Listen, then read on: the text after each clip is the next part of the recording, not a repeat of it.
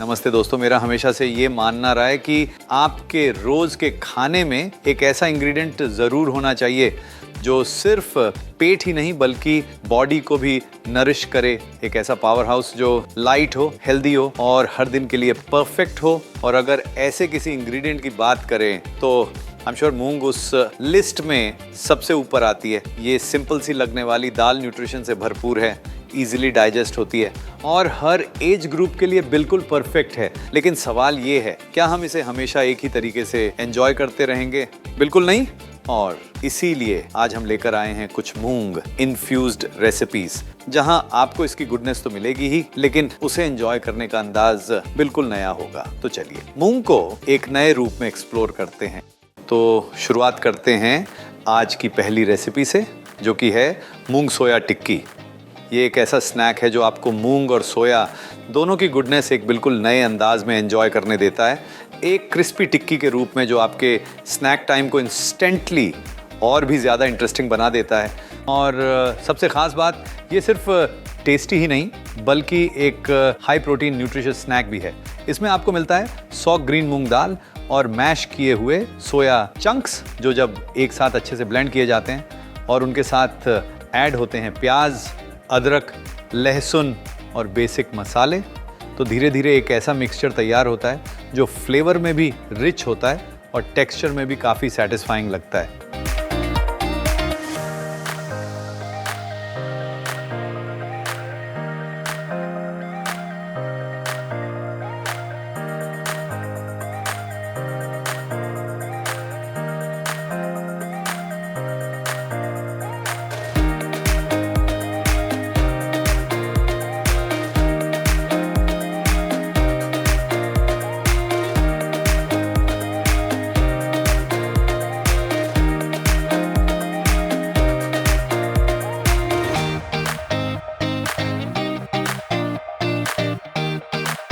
तो चलिए, अब आपका मिक्सचर तैयार है, इसे टिक्की का शेप दे दीजिए।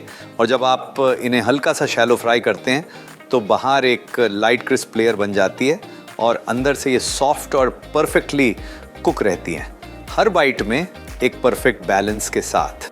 ये उन स्नैक्स में से है जो आप बिना किसी गिल्ट के एंजॉय कर सकते हैं, क्योंकि ये डीप फ्राइड नहीं होती बल्कि एक हेल्दी ऑल्टरनेटिव है जहाँ टेस्ट और न्यूट्रिशन दोनों साथ साथ चलते हैं।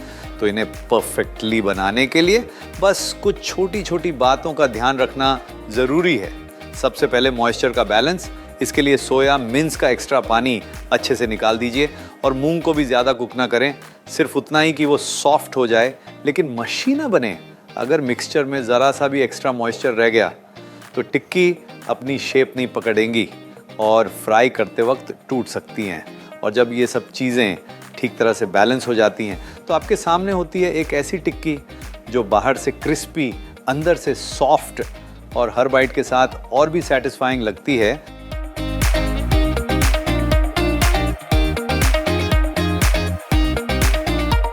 अब चलते हैं अगली रेसिपी की तरफ, जो है मुगाचो रोज। ये एक ऐसी डिश है जो शायद आपको देखने में बहुत सिंपल लगे, लेकिन जैसे ही आप इसे टेस्ट करते हैं इस रेसिपी के असली फ्लेवर्स धीरे धीरे सामने आने लगते हैं, क्योंकि इसमें आपको मिलता है एक हल्का सा वार्मथ और हर स्पून के साथ एक ऐसा फ्लेवर जो आपको कंफर्ट ऑफर करता है। तो ये हुआ ना मूंग की गुडनेस को एकदम अलग और यूनिक अंदाज में एंजॉय करने का एक मस्त तरीका। और हाँ, इस रेसिपी की सबसे खास बात ये है कि अगर आपको मूंग का स्ट्रॉन्ग फ्लेवर पसंद नहीं है तो ये आपके लिए बिल्कुल परफेक्ट तरीका है, क्योंकि यहाँ आपको मूंग बिल्कुल भी हैवी या ओवरपावरिंग नहीं लगता, बल्कि एक सॉफ्ट और बैलेंस्ड फॉर्म में सामने आता है, जहाँ उसके सटल फ्लेवर्स धीरे धीरे उभरते हैं और हर बाइट को और भी स्मूथ और एन्जॉयबल बना देते हैं। और शायद इसी वजह से ये डिश उन दिनों के लिए परफेक्ट लगती है जब आप कुछ हल्का लेकिन सेटिस्फाइंग खाना चाहते हैं, कुछ ऐसा जो पेट को भी सुकून दे और साथ ही आपके टेस्ट बड्स को भी धीरे धीरे सेटिस्फाई करता रहे। इस रेसिपी की एक और बहुत ही प्रैक्टिकल बात यह है कि इसका जो बेस पेस्ट होता है उसे आप पहले से बनाकर रख सकते हैं, और यही छोटी सी प्लानिंग आपके बिजी दिनों में बहुत काम आती है, क्योंकि फिर जब भी मन हो बस इसे निकाल कर कुक कीजिए और कुछ ही देर में एक कंफर्टिंग फ्लेवरफुल डिश तैयार हो जाती है। इस छोटी सी टिप से न सिर्फ आपका टाइम सेव होता है, बल्कि आप बिना किसी जल्दी के आराम से एक होलसम और फ्लेवरफुल डिश का पूरा मज़ा भी ले पाते हैं, जहां कुकिंग एफर्टलेस लगती है और हर बाइट उतनी ही सेटिस्फाइंग महसूस होती है।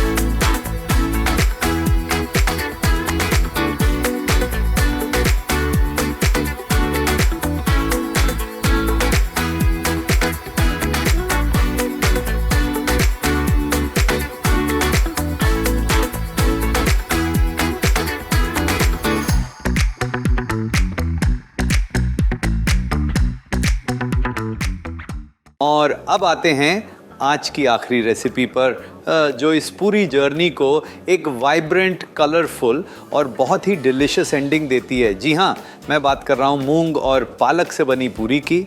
इस रेसिपी में आपको मूंग की गुडनेस और पालक की फ्रेशनेस मिलती है, और जब ये दोनों चीज़ें एक साथ आती हैं तो ये सिर्फ एक सिंपल सी पूरी नहीं रहती, बल्कि एक होलसम एक्सपीरियंस बन जाती है, जो हेल्दी भी है और इक्वली सैटिस्फाइंग भी।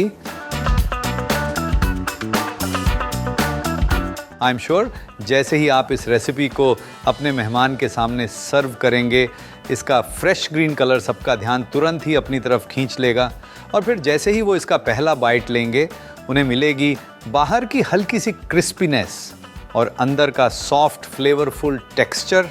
और जब ये दोनों एक साथ आते हैं तो उन्हें एक परफेक्ट हार्मनी का एक्सपीरियंस मिलता है, जो हर बाइट को और भी सेटिस्फाइंग बना देता है और उन्हें बार बार इसे टेस्ट करने पर मजबूर कर देता है।